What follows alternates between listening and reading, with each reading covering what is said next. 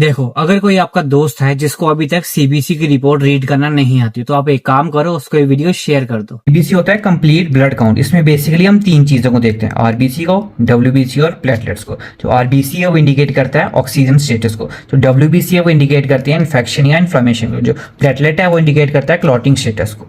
किसी भी एनिमल की सीबीसी रिपोर्ट इंटरप्रेट करने का करेक्ट वे क्या है? सबसे पहले आपको आरबीसी देखना है, उसके बाद डब्ल्यूबीसी देखना है, उसके बाद क्या देखना है? प्लेटलेट्स। और आरबीसी में आपको सबसे पहले देखना है हीमोग्लोबिन को। अगर तो हीमोग्लोबिन की वैल्यू नॉर्मल है तो मूव कर जाओ डब्ल्यूबीसी पे। अगर लो है इसका मतलब क्या, आपका पेशेंट क्या है? एनीमिक है। एनीमिक कौन से टाइप का होगा वो हमें पता चलेगा दो चीजों को देख के, एमसीवी और एमसीएचसी। एमसीवी बताता है साइज ऑफ आरबीसी और एमसीएचसी बताता है कलर ऑफ हीमोग्लोबिन जो आरबीसी में प्रेजेंट है।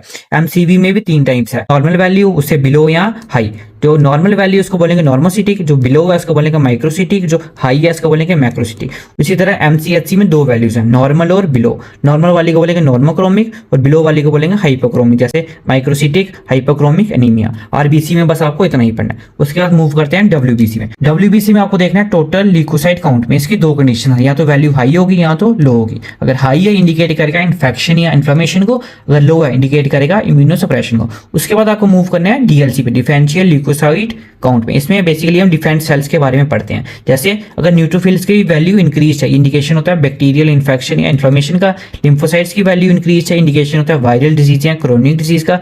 इयोसिनोफिल्स की वैल्यू इंक्रीज है, इंडिकेशन होता है पैरासाइट्स या एलर्जी का। इसका मतलब कि आपने पेट्स की डिवर्मिंग प्रॉपर्ली नहीं की है। अगर मोनोसाइट्स का नंबर इंक्रीज है, इंडिकेशन होता है क्रोनिक इन्फ्लेमेशन का।